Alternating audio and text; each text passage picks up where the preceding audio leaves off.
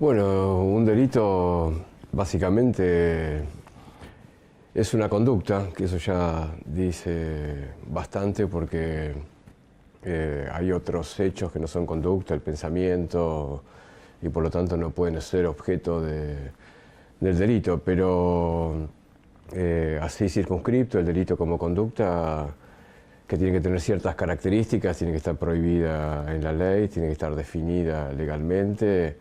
Bueno, tiene que provocar una conducta, tiene que ser lesiva para los derechos de alguien y además tiene que ser culpable. Esas son las características que tiene un delito, pero la más importante de todo es que es un hecho creado por la ley que genera un trato cruel.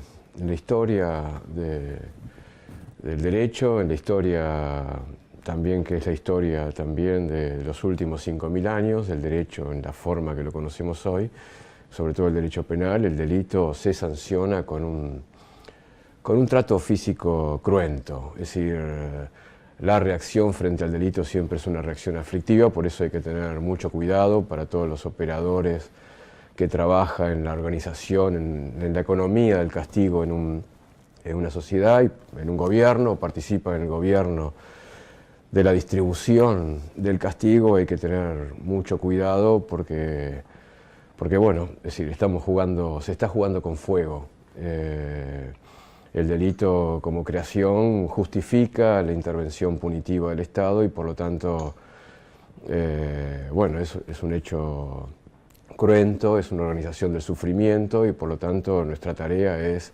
reducir esa posibilidad de que un país se deslice o caiga en el gobierno del trato cruel, ¿no? Es decir, el delito permite esa relación entre la población y la autoridad, es decir, autoriza el uso del castigo físico. Por lo tanto, nuestra tarea es ser muy cuidadosos, restrictivos, disminuirlo al máximo posible, así hay otras alternativas frente al conflicto, porque el delito no solamente tiene esas características formales que menciono, sino también fundamentalmente es un hecho conflictivo. Para nosotros nos puede parecer bastante natural y común que frente a un comportamiento que consideramos grave, un robo, un homicidio, respondamos con violencia, es decir, se responda públicamente con violencia bajo la idea, que esto lo han pensado los profesores de Derecho y los políticos, como señalás vos, que sin castigo la sociedad, frente al conflicto, la sociedad cae en una anarquía de todos contra todos.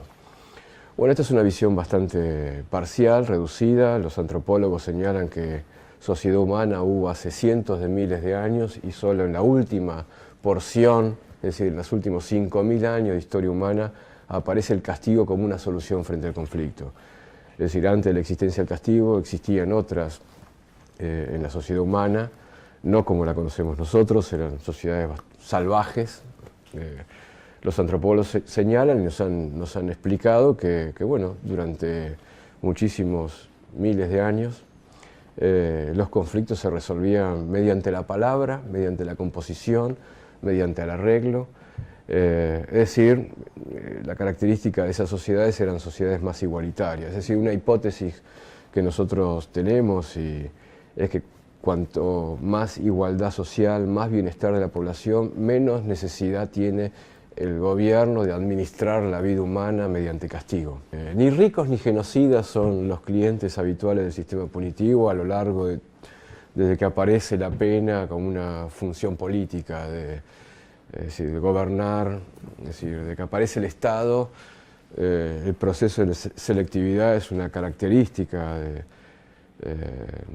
decir, el proceso penal es generalmente para población, sectores vulnerables, de distinto tipo de vulnerabilidad cultural, económica, social, etaria, de acuerdo a los monstruos que quiere la autoridad de turno, es decir, que pueden ser brujas, homosexuales, comunistas, terroristas, traficantes, bueno, pobres, chorros. Siempre la autoridad tiene ahí un enemigo a mano vulnerable para convertirlo en chivo expiatorio de los problemas de un país. Por eso la tarea judicial o de fiscal o defensor es una tarea muy importante porque, bueno, es un riesgo gobernar con castigo.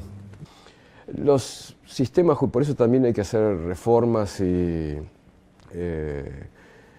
encaminar la orientación y la formación del abogado en el sentido de que los únicos delitos no son ni el robo, ni el hurto, ni los peores enemigos de una sociedad es el chorro o el traficante de estupefacientes.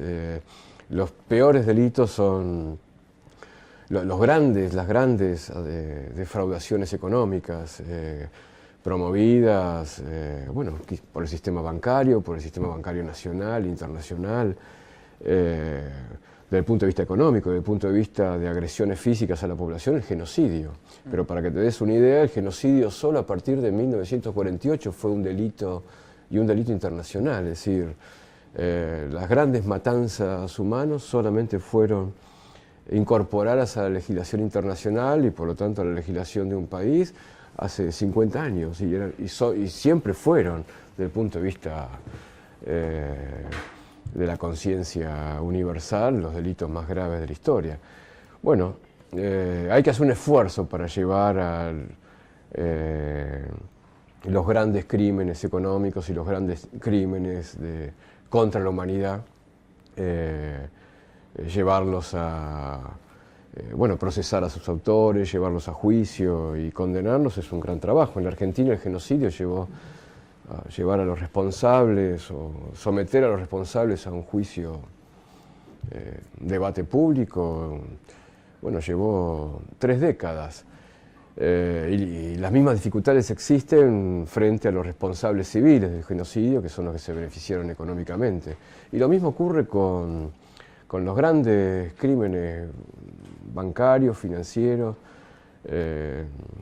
Bueno, eso es un gran problema. El derecho penal y las agencias públicas vinculadas con la persecución del crimen están orientadas al típico delincuente o figura de enemiga muy estereotipada, más bien vinculada con el chorro, con el traficante, una imagen, un estereotipo negativo sobre el que se construye el imaginario de amenaza que pone en peligro a la sociedad. Y los recursos están orientados hacia ese sector de la población. Bueno, nuestra tarea también es reorientar hacia los grandes, digamos, comportamientos privados o públicos que producen enormes prejuicios, graves perjuicios económicos y graves perjuicios desde el punto de vista de los derechos fundamentales de la población.